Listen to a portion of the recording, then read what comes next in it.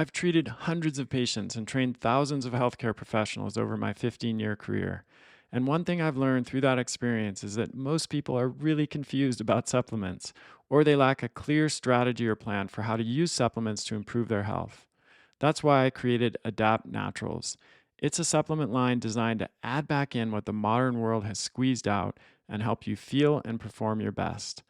Our ancestors' diets were rich in the essential vitamins and minerals and phytonutrients we need for optimal function.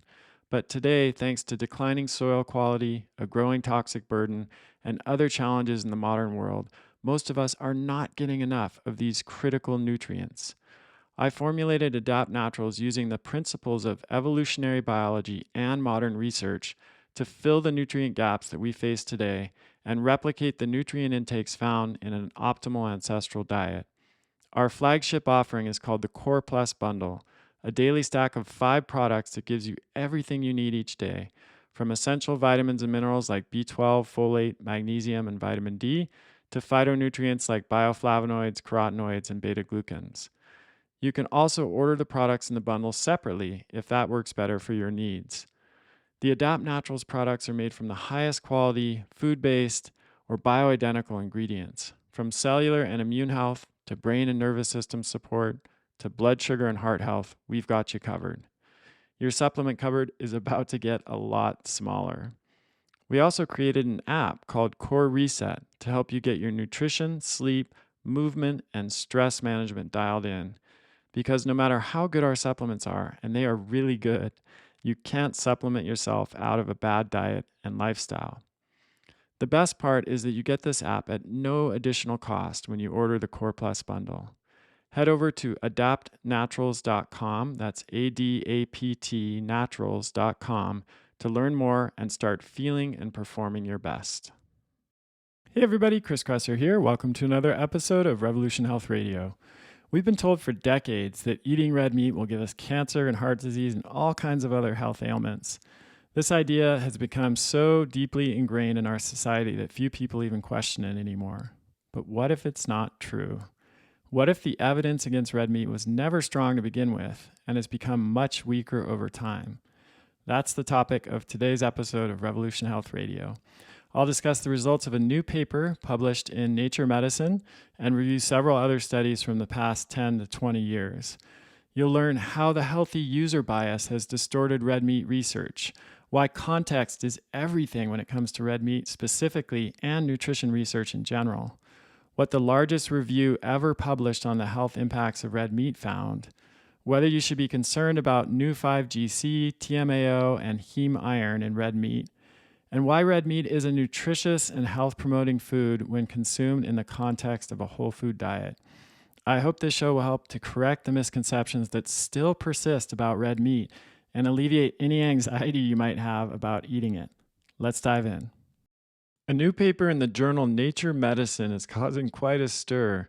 The researchers set out to analyze the relationships between unprocessed red meat consumption and 6 potential health outcomes. They found weak evidence of an association between unprocessed red meat consumption and colorectal cancer, breast cancer, heart disease, and type 2 diabetes.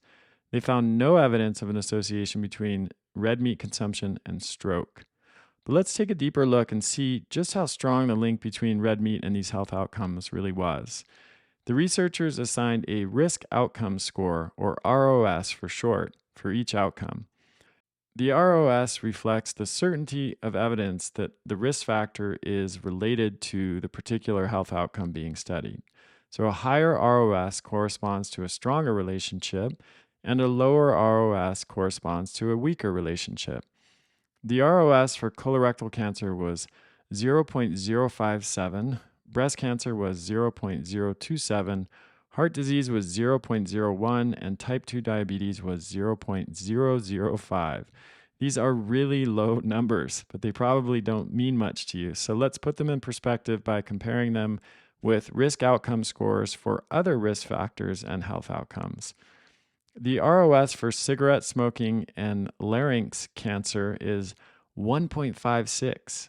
That's 27 times higher than the ROS for red meat and colorectal cancer, and 312 times higher than the ROS for red meat and type 2 diabetes. So not even remotely in the same ballpark. The ROS for high blood pressure and heart disease is 0.7. That's 12 times higher than the ROS for red meat and colorectal cancer and 140 times higher than the ROS for red meat and type 2 diabetes. The researchers categorized the ROS for each condition into a star rating in order to evaluate the quality of the evidence. The evidence linking red meat to any of the diseases studied fell into the 1 or 2 star rating category.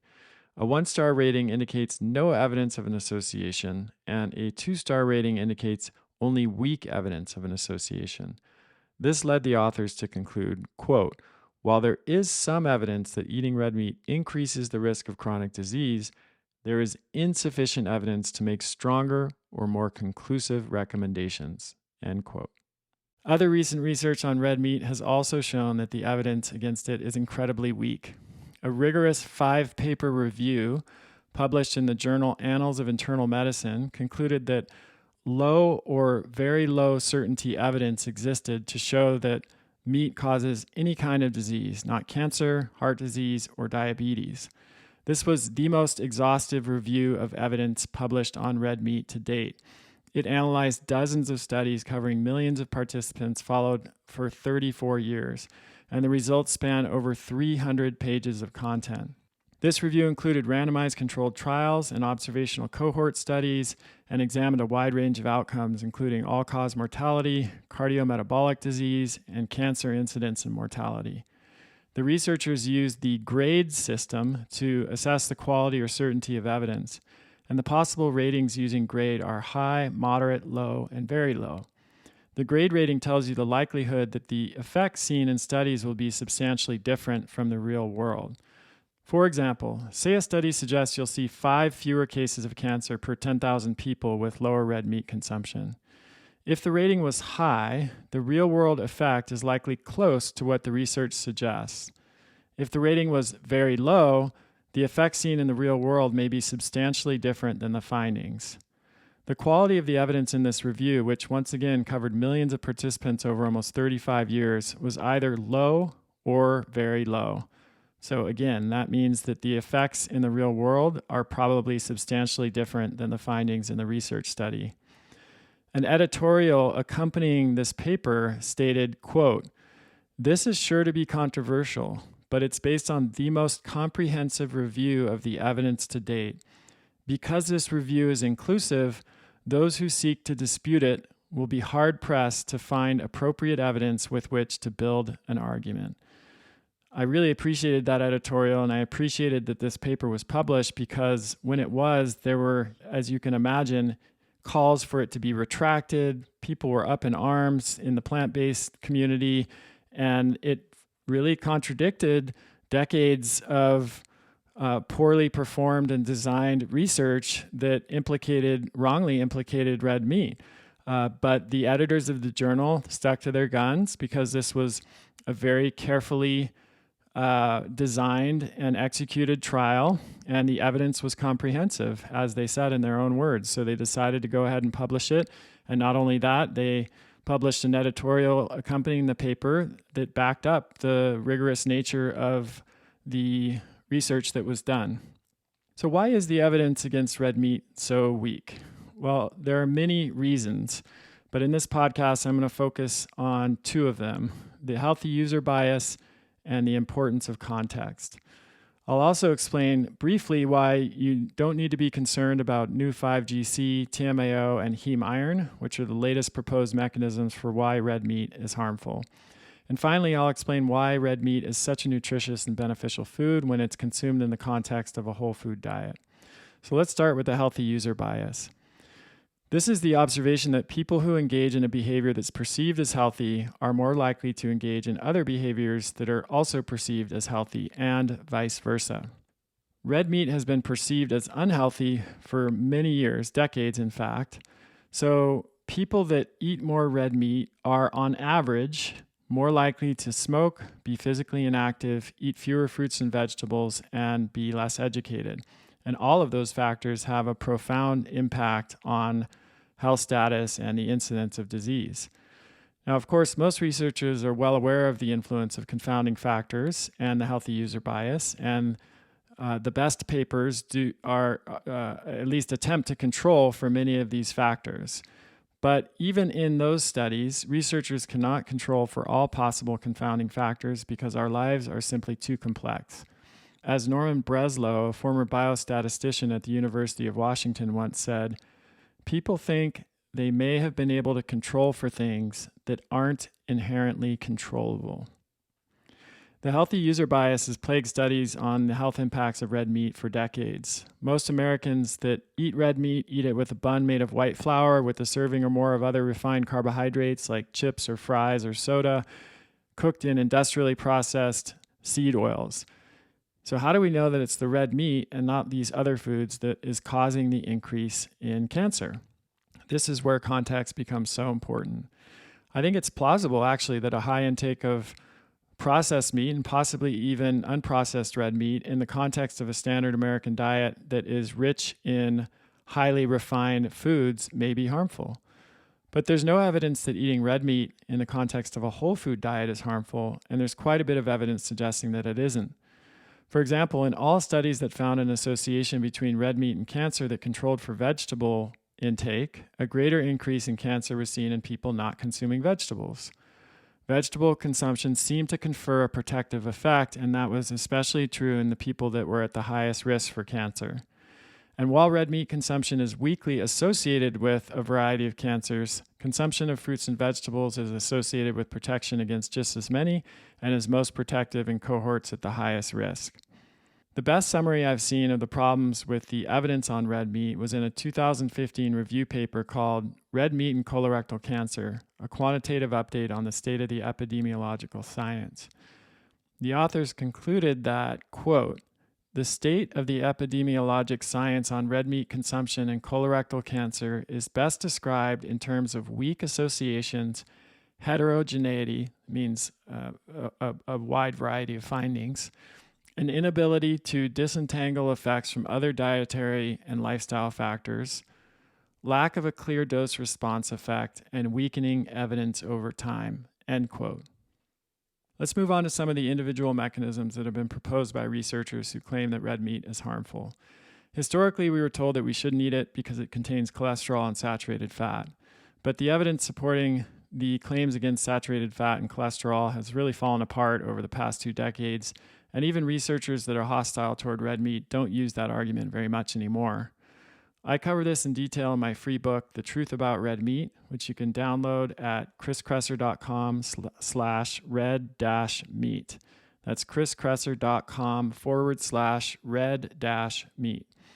In this episode, I want to focus on some of the newer mechanisms that have been proposed. The first is New 5GC. That's NEU 5GC, written together as one word. New 5GC is a sugar molecule. It's a monosaccharide that acts as a type of signaling molecule in mammalian cells, and one of its functions is to help the immune system distinguish between self and not self. Humans lost the ability to produce New 5GC millions of years ago through a genetic mutation, although we still produce the closely related compound New 5AC. Humans are unique in this respect because most other mammals still do produce New 5GC, which is why that compound is found in mammalian meat. The theory is that when humans consume red meat and milk products, we incorporate some of this compound into our tissues, especially tissues that grow at a fast pace, like fetuses, epithelial and endothelial tissues, and tumors. The concern is that most of us also have anti-New 5GC antibodies circulating in our blood, and some researchers have suggested that these antibodies react with the New 5GC in our tissues to create chronic inflammation, which then leads to conditions like cancer. The problem is that researchers are nowhere near proving that hypothesis. Research is still in the earliest stages, and while there are some fascinating hypotheses involving this molecule, the studies needed to confirm or refute them are non-existent. A 2003 paper showed that feeding people large quantities of New 5GC didn't cause their levels of New 5GC in the blood to rise from baseline. This suggests that consuming red meat that contains New 5GC may not actually increase New 5GC levels in our body. In that same paper, researchers speculated that early childhood exposure to new 5GC in cow milk or vaccines, transfer of new 5GC from mother to baby, or a pre-existing immune response may be required for new 5GC to make its way into human cells. In the absence of conclusive evidence one way or another, it can be helpful to remember that red meat has been part of the human diet for the vast majority of our evolutionary history and remains an important dietary element of many healthy cultures. For example, the traditional diet of the Maasai tribe in Africa is composed almost entirely of red meat, blood, and milk, all of which are very high in new 5GC, yet they are completely free from modern inflammatory disease. If new 5GC really caused significant inflammation, the Maasai should have been the first to know because they probably couldn't have designed a diet higher in new 5GC if they tried. So while this is an interesting hypothesis, there are already some glaring issues and it's nowhere near proven. If you're just picking up whatever salt is available at your local grocery store, I'm really excited to tell you about Kalima salt. I first came across it a couple years ago, and right from the start, I knew it was different. It has these large kind of crystals and flakes. It's crunchy, it's bright white, and the taste was different than anything else I'd experienced before. It's a great finishing salt for meat or fish or sprinkling on top of vegetables, and we use it every day in our house. I feel good about buying it because it's free of ocean-borne microplastics, unlike most salts on the market today. And when I buy it, I'm supporting the local salineros who harvest the salt in Mexico. If you want to learn more and check it out for yourself, head over to kressersalt.com, and they have a special offer for Revolution Health Radio listeners where you get a free bag with your first purchase. No discount code necessary. Just go to kressersalt.com. To live your healthiest, longest life, you need to understand what's going on inside your body. People age at different speeds, and generic annual blood work doesn't properly evaluate your biological age, but Inside Tracker does. Inside Tracker is a truly personalized nutrition and performance system designed to extend your health span and slow the aging process. Created by leading scientists in aging, genetics, and biometrics, Inside Tracker analyzes your blood, DNA, and fitness tracking data to identify where you're optimized and where you're not. You'll get a daily action plan with personalized guidance on the right exercise, nutrition, and supplementation for your body. Add Inner Age 2.0 to any plan to calculate your true biological age and see how you're aging from the inside out. For a limited time, get 20% off the entire Inside Tracker store. Just go to insidetracker.com/Chris Kresser. That's insidetracker.com/Chris Kresser. The next mechanism is heme iron, which is a type of iron that's found in animal products like red meat. Studies show that heme iron contributes to forming N-nitroso compounds, NOCs, and toxic aldehydes, both of which can initiate the process of colorectal cancer. But again, context is everything. Eating chlorophyll-rich foods like leafy greens and other plant matter, along with iron-rich animal foods, has been shown to cancel out any potentially harmful effect of heme iron. Eating fruits and vegetables attenuates the oxidative capacity of heme iron and reduces the absorption of iron in the gut. Consumption of dietary antioxidants in fruits and vegetables is shown to reduce the risk of gastric cancer. And really, the best way to think about heme iron intake is as a proxy for a crappy diet. And non-heme iron intake is often a proxy for a diet that includes plant foods that are rich in antioxidants and other beneficial compounds. So heme iron is really kind of another example of the healthy user bias. This was evident from a comprehensive meta-analysis of heme iron studies published in 2015 by Fang et al. So they looked at all of the significant studies that have been done on heme iron up until 2015, and here is their conclusion. Quote, "With respect to heme iron intake, we found a significant association only in the studies that were based on American cohorts." End quote. So in the Netherlands, Canada, France, Italy, Japan, and Sweden, there was no association between heme iron intake and cancer.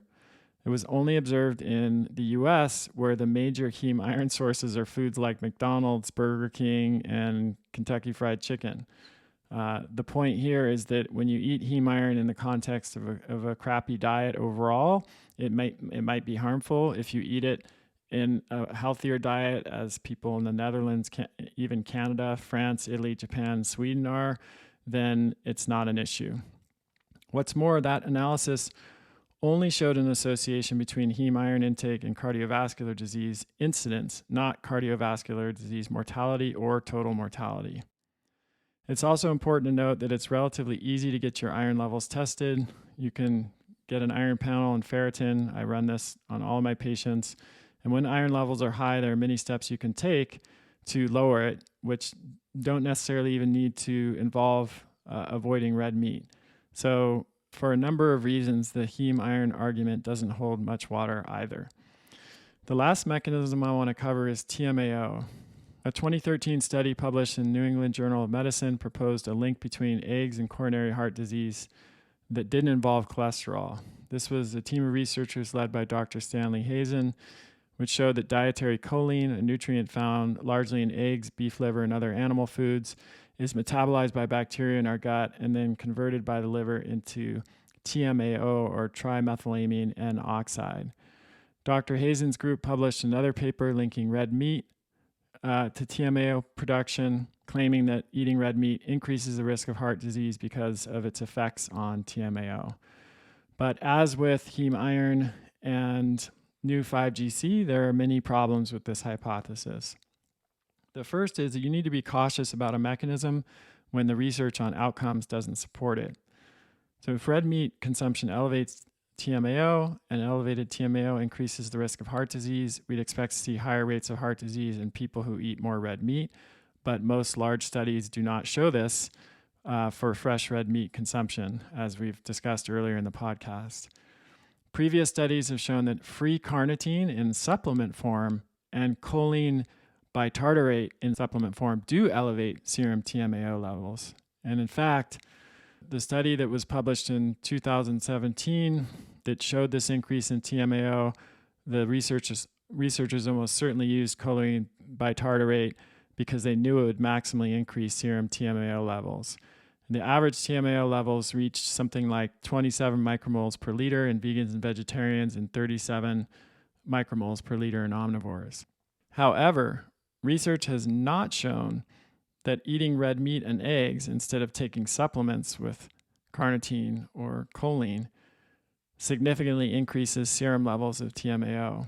A 2014 paper showed that you'd need to eat 4 eggs to raise TMAO at all, and the maximum rise was less than 3 to 6 micromoles per liter in some subjects and 10 to 15 in the others, which is far lower than the increase seen with the choline supplements used in the 2017 study.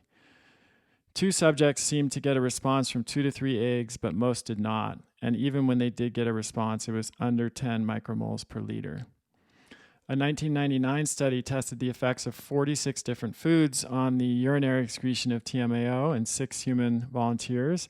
Eggs, again, had no effect on TMAO excretion compared to a light control breakfast, yet 19 out of 21 types of seafood tested did. And in fact, halibut generated over 53 times as much TMAO as eggs and many times more TMAO than red meat. So how do we reconcile this with the fact that seafood intake is consistently associated with the lower risk of cardiovascular disease and total mortality? If eating foods that increase TMAO is harmful, and seafood increases TMAO far more than red meat or any other food, why don't we see a huge increase in heart attacks and early death in people who are eating more seafood? And even if eating certain foods temporarily increases TMAO, that doesn't mean that eating these foods increases TMAO levels persistently over time. And in fact, the original TMAO paper published by Dr. Stan Hazen's group in 2013 said, quote, "The high correlation between urine and plasma levels of TMAO argues for effective urinary clearance of TMAO," end quote. In other words, even if eating a food does increase total TMAO levels temporarily, most people are able to quickly and efficiently clear that TMAO from their blood by excreting it in the urine. This makes it doubtful that dietary factors alone explain chronic elevations in TMAO. So if dietary factors alone aren't responsible for those TMAO elevations, what is? Well, we don't know for sure, but the gut microbiota likely play an important role. High serum TMAO levels are more about which gut microbes you have and less about how much choline and carnitine you consume. And previous work by Dr. Hazen's own group has shown that people with higher levels of Prevotella bacteria in their gut produce higher levels of TMAO. In another study by Romano et al. In 2017, mice colonized with choline metabolized bacteria had much higher levels of TMAO, while mice with the same bacteria unable to metabolize choline had virtually undetectable TMAO levels. Preliminary data from Dr. Federico Rey's lab has shown that in humans, low serum choline tends to be associated with high TMAO and vice versa. And that's really significant because, according to the Linus Pauling Institute, 92% of Americans are not getting enough choline. So this suggests that people with high TMAO are very likely harboring some form of bacterial overgrowth in their gut, possibly a condition like SIBO. And this could further explain the connection between SIBO and cardiovascular disease. A 2017 study confirmed that TMA is only absorbed in the small intestine. And a dose of rifaximin, which is the antibiotic most commonly used to treat SIBO, can significantly reduce serum levels of TMAO. This also suggests that what you eat along with the red meat impacts TMAO production. And it explains why a study of people who are following a paleo diet, which of course includes red meat, but also many other healthy, nutritious foods, did not see an increase in TMAO levels at all. Diabetes and metabolic syndrome also likely play a role via at least two mechanisms. The first is increased conversion of trimethylamine to TMAO in the liver. An enzyme called FMO3 carries out that conversion. FMO3 activity is upregulated in cases of insulin resistance and insulin deficiency. And then the second is poor kidney function. And that's at least partially supported by data in the New England Journal of Medicine paper published by Stan Hazen's group. The people that had the highest levels of TMAO had an average glomerular filtration rate, or GFR, of 69. According to the National Kidney Foundation guidelines, a GFR between 60 and 89 is indicative of a reduced capacity to filter blood through the kidneys. It's essentially an early or mild stage of kidney disease. 1 in 3 Americans now have prediabetes, and more than 30 million have full-fledged type 2 diabetes. And many Americans also have disrupted gut microbiota due to their poor diet, antibiotic use, over-the-counter medications, and many other factors. So even if studies show that the average meat eater in the U.S. has higher TMAO levels, that doesn't mean that it's the meat that's causing those higher TMAO levels. And we still have the glaring issue that epidemiological studies do not show an increase in cardiovascular disease in people who eat more fresh red meat or eggs. We already talked about some studies on red meat earlier, but for eggs, a meta-analysis of prospective studies involving almost 500,000 participants followed from 8 to 22 years that was published in BMJ found no association between higher egg consumption and coronary heart disease or stroke. An analysis of data from the NHANES study found an inverse association between egg consumption and stroke, meaning that people who ate more eggs had lower incidence of stroke. And a cohort study from Japan found that consumption of animal products, including eggs, was associated with a reduced risk of death from stroke. So this is another case of a mechanism being used to explain a problem that doesn't exist, i.e. red meat intake causing heart disease. Okay, so I think at this point, it's safe to say that red meat has been unfairly accused. But you might wonder, okay, if there are all these potential problems that red meat can cause if it's consumed in the context of an unhealthy standard American diet, why not just avoid it entirely and, hedge your bets? That's a valid question, but there are several reasons that red meat is an extremely healthy and nutrient-dense choice when it's included in the context of a whole food diet. It's a rich source of vitamin B12, which is vital to the proper functioning of nearly every system in your body. B12 deficiency can play a role in everything from aging to neurological disorders, mental illness to cancer, cardiovascular disease, and infertility. And red meat also contains significant levels of other B vitamins, which are essential to our health, including thiamine or B1, riboflavin, B2, pantothenic acid, B5, folate, B9, niacin, which is B3, and pyridoxal, which is vitamin B6. Red meat provides a highly bioavailable source of these nutrients. In fact, a recent study on the nutrient density of common foods found that red meats, both muscle meats like steak and organs like liver, comprise 6 of the 10 most nutrient-dense foods we can eat. 6 out of 10. That alone is a really good reason to include at least some red meat in your diet.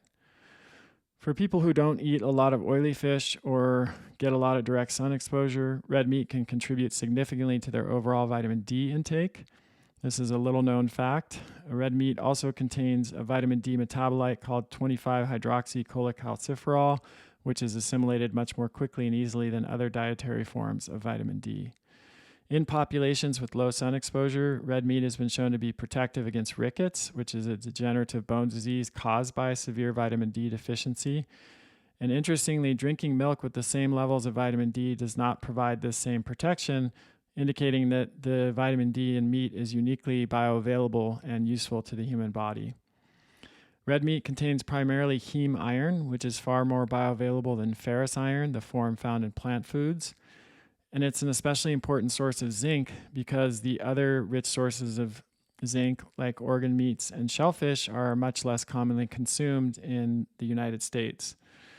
As with vitamin D and iron, the zinc present in red meat is highly bioavailable, and even a small amount of red meat in the diet can increase zinc utilization from all sources. Zinc is an essential mineral that is an imperative part of many physiological functions, including structure of certain proteins and enzymes and regulations of gene expression. And those eating meat-free diets are at greater risk of zinc deficiency. Finally, to round out this impressive nutrient profile, red meat contains significant levels of other minerals like magnesium, copper, cobalt, phosphorus, chromium, nickel, and selenium. Most people today still have the impression that poultry is a healthier choice than red meat. I will often hear people say, I eat meat, but only chicken and fish. Here's why I don't think that's a wise choice. Red meat has significantly more B12, iron, and zinc than white meat or poultry, and those things alone are enough to set it apart. But where red meat really shines is in its fatty acid profile. The fat of grass-eating ruminants like cows comprises approximately equal parts of saturated and monounsaturated fat with only a small amount of polyunsaturated fat. The unique ruminant digestive system ensures that these proportions stay relatively constant regardless of what the animal eats. And this makes red meat a better choice than poultry for those that cannot afford pasture-raised meat because you'll still be getting mostly saturated and monounsaturated fat, whereas with poultry, the levels of polyunsaturated fat can be very high. Red meat's also a great dietary source of conjugated linoleic acid, or CLA, which is a transrumenic acid that is found abundantly in grass-fed meat and dairy products, and to a lesser degree in grain-fed dairy products. I cover the health benefits of CLA in much more detail in my free ebook, The Truth About Red Meat, so make sure to download a copy of that at chriskresser.com/red-meat. One more thing about red meat versus poultry. If you're concerned about the ecological and environmental impact and the sustainability of consuming meat, then consuming pasture-raised red meat is a far better choice than consuming chicken. It's extremely difficult to find truly pasture-raised chicken in the United States. It's possible if you're buying directly from a farmer. There might be a select few stores that you can buy truly pasture-raised chicken from. But in most cases, the chicken, even the organic chicken and even chicken that says cage-free in the grocery store, they might be kept in a small contained area indoors. They're not truly roaming outside and foraging for worms and grubs and what you might imagine. They're still kept in an enclosed area and very rarely get to actually go outside. Whereas with beef, if you're choosing 100% pasture-raised meat, then you can buy that from, even in the grocery store, often from farms where those cows are roaming 100% on pasture. And there have been some life cycle analyses from White Oak Pastures, which is a regenerative farm in Georgia, that show that when regenerative methods are used to raise beef, that it can not only be carbon neutral, it can actually be a carbon sink. It can actually remove carbon from the atmosphere, whereas the same has not been shown with poultry.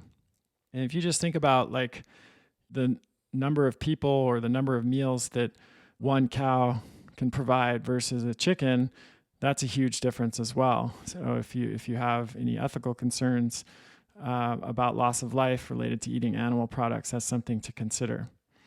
All right, that's it for today. I know this was a really dense episode with a lot of studies and science, but I felt like I had to do that to really set the record straight. A lot of the references that I used in the podcast are in the ebook that I mentioned, kriskresser.com/red-meat. We'll also put them on the show notes, the podcast page, which you can find at kriskresser.com. And I hope this episode has helped clarify some of the misconceptions that still exist about the health impacts of red meat. It's been wrongly condemned for decades because of the healthy user bias, ignoring the importance of context, and a lot of the other shortcomings of nutritional research that we talked about today. But the good news is that more recent and carefully performed studies and the very comprehensive, exhaustive reviews of research that I've covered in this show have exposed the flaws of those previous studies and helped to set the record straight. So why not go out and buy a delicious steak to celebrate tonight? I think I will. Thanks for listening, and keep sending your questions to kriskresser.com/podcast questions. That's the end of this episode of Revolution Health Radio. If you appreciate the show and want to help me create a healthier and happier world, please head over to iTunes and leave us a review. They really do make a difference. If you'd like to ask a question for me to answer on a future episode, you can do that at kriskresser.com/podcast question. You can also leave a suggestion for someone you'd like me to interview there. If you're on social media, you can follow me at twitter.com/kriskresser or facebook.com/kriskresserlac. I post a lot of articles and research that I do throughout the week there that never makes it to the blog or podcast, so it's a great way to stay abreast of the latest developments. Thanks so much for listening. Talk to you next time.